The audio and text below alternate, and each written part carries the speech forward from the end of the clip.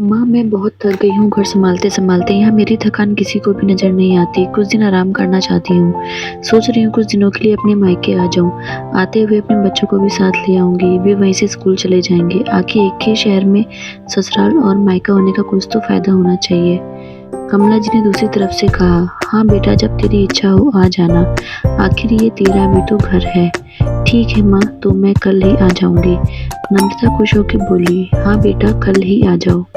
कमला जी ने फ़ोन रख दिया और सीधे किचन में गई। किचन में खाना बना रही बहू से बोली, अरे अनुपमा, सुनो, कल तुम्हारी ननद आ रही है। आज बाजार जाकर फल सब्जी और मिठाइयाँ ले आना। बेचारी मेरी बेटी ससुराल में नौकरों की तरह काम करती है और उस पर कोई ध्यान भी नहीं देता। यहाँ आएगी, कुछ दिन रहेगी तो ठीक रहेगा। सास के मुंह से ऐसी बातें सुनकर अनुपमा का चेहरा उतर गया। वह मन ही मन सोचने लगी, काश आपको मेरी भी थकावट नजर आती। मैं भी दिन रात झाड़ू पोछा, बर्तन, खाना बनाना, मार्केट जाना और हर काम करती हूँ।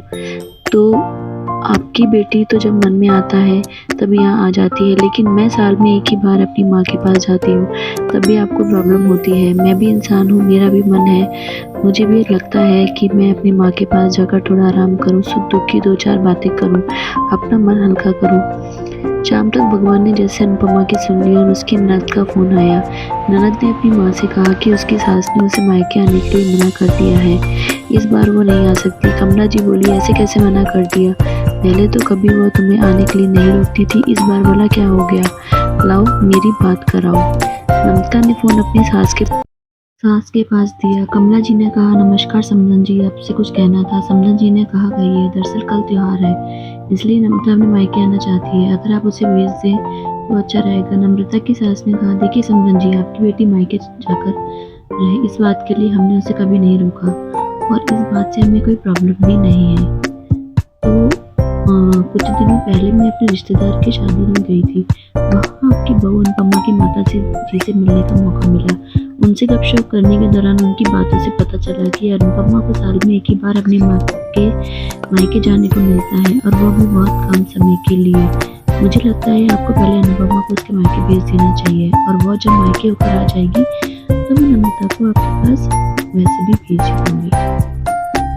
तो एक बहुत ज़रूरी बात जो मुझे लगता है आपको समझ लेनी चाहिए कि आपको अपनी बहू को भी बेटी की तरह या बेटी से भी ज़्यादा प्यार देना चाहिए।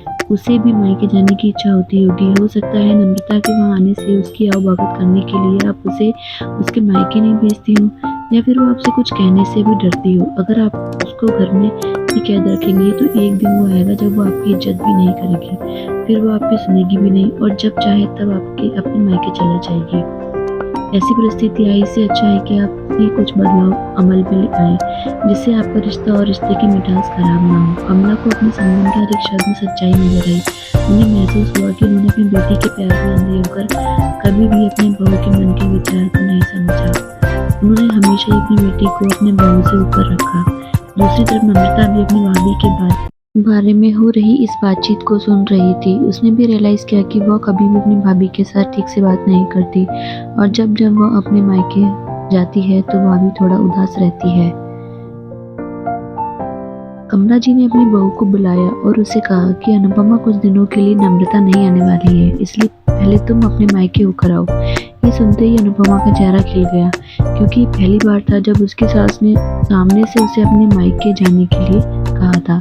अगले दिन अनुपमा अपने मायके गई और इस बार 1-2 दिन नहीं, पूरे हफ्ते भर रहकर आई। अपने माँ बाप से, अपने रिश्तेदारों से मिलकर आई और जब वो लौट कर आई तो उसका चेहरा भी खिला हुआ था।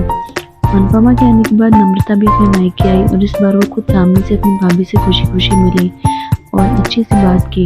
नम्रता ने अपनी माँ से बात करके उन्हें भी अच्छे से समझने में मदद की कि वो कहीं न कहीं अनुपमा के साथ गलत व्यवहार कर रहे थे। दूसरी तरफ अनुपमा अपने ससुराल वालों के बदले रवैये से बहुत खुश थी और वो खुशी-खुशी सबका ध्यान रखती और हर काम प्यार से करती। वो ध्यान रखती कि कोई भी ऐसी बात या काम ना करे जिससे घर में तनाव का माहौल पैदा हो। एक छोटे से बदलाव ने सास, बहू और भाभी ननद के बीच की कड़वाहट को दूर कर दिया।